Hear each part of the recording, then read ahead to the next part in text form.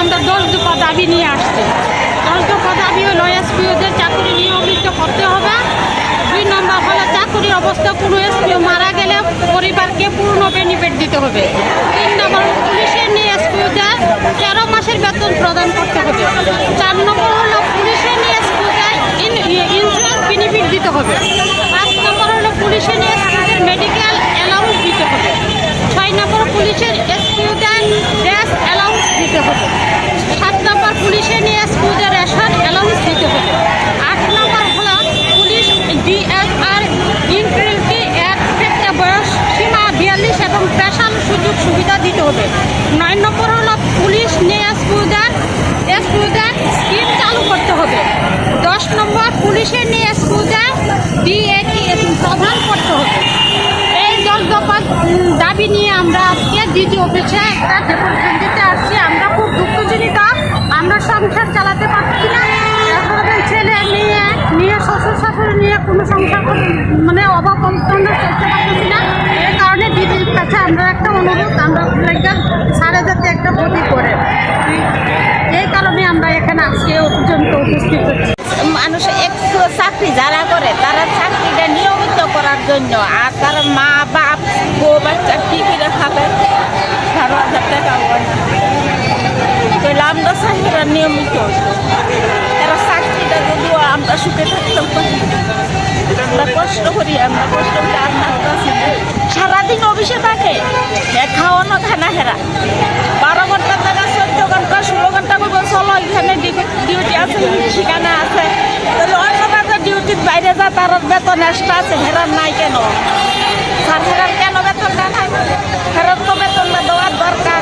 হেরা নিয়মিত করো, হেরার পরিবার যাতে সুখে চলে, আমরা এটাই চাই। আমরা মা বাপ সবাই মিললে সবাই এসপরা বেতনটা যাতে পারে, তারা নিয়মিত চাকরিটা হোক এটাই। আর হেরা তারার বাতাটা যাতে সরকার করে, এসপরার বাতাটা যদি হয় তারার পরিবারটা ভবিষ্যৎ নিয়ে বাঁচবো, তারা লাগিয়ে একটু আপনারা চেষ্টা করবেন। আপনাদের কাছে এই নমস্কার।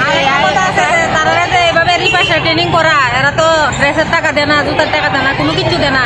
এভাবে মাসে মাসে রিপাশা করতে হয়, এমনি আমরা সংসার চলে না। আমরা খুব কষ্টে চলি, মানে কিটা কমো আর কমনের মতো বাসা নাই। আমরা দুঃখে কষ্টে কোনো রকম আমরা দিন কাটাই। এরপরে আবার মাসে মাসে এই ট্রেনিং ট্রেনিং এর মধ্যে রিপাশা ট্রেনিং এটা তো হয় না। আমরা খারাপ করে তো ডাইরেক্ট ডিজির সঙ্গে আমরা কোনো আলোচনা করতে পারলাম না। আমরা দুঃখের জন্য অনেক দূর দূরান্ত 8টা ডিস্ট্রিক্ট থেকে একত্রিত হয়েছি।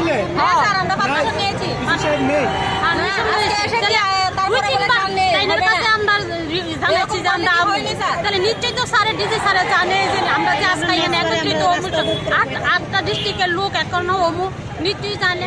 তাইলে স্যার আজকে যদি ডিজি স্যারের কাছে যে আমরা ডেপুটেশনটা দেওয়া হয়েছে, যদি স্যারে কোনো সুরাহ না দেয়, পরবর্তী সময় কিন্তু আমরা বৃহত্তর আন্দোলন করব। আপনি কি আজকে ডেপুটেশন দিতে পারেননি? না, দিতে পারছি। অন্য কোনো ডিজি সাহেবের অবর্তমানে কেউ নেয়নি? প্রথম স্যার তাদেরকে বলেছি যে এর জন্য প্রতি কয়েকজনকে কেউ বলে দায়িত্ব দিয়ে গেছে না, এরকম তারা বলছে আর কি। তাহলে স্যার আমরা পরবর্তী সময় কিন্তু আমরা রাস্তা ডিস্ট্রিক্টের লোক আমরা তারপর চিন্তা করেন স্যার 11,000 টাকা তার সংসার চলিনি। 11,000 টাকা সংসার আমরা 8টা ডিস্ট্রিক্টের লোক একত্রিত হয়েছি, আমরা কোনো দামই নাই। আমরা কিন্তু মানুষ না স্যার, তাহলে বোঝা যেতেছে। আমরা তো স্যার খুব কষ্ট করে সংসারটা কিভাবে চলাই। এরপরে আমরা 8টা ডিস্ট্রিক্টের লোক, আমরা মহিলা যোগাযোগ করে স্যার আজকে হয়েছি। এটা করুন স্যারের, মানে এটা ভালো হয়েছে না স্যার, এটা আমার মনে খুব কষ্ট হয়েছে আর কি। আমরা খুব আঘাত স্যার, আমরা তো স্যার গরিব মানুষ স্যার, আমরা স্যারের ক্ষতি করতে পারছি না, তো আমরা স্যারের কাছে ভিক্ষা চাইছি।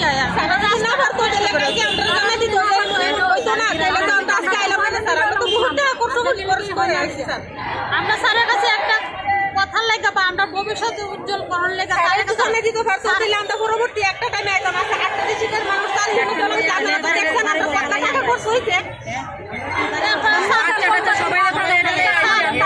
আবার অনুরোধ, যদি স্যারে যদি এই ডেপুটেশনের কোনো সুরাহ না দেয়, তাহলে আমরা রাস্তা অবরোধ করব, আর অন্য ধরনের Step into a place full of new ideas and opportunities at Techno India University Tripura, where you learn, grow, and build your future. A place that truly helps your dreams become a reality.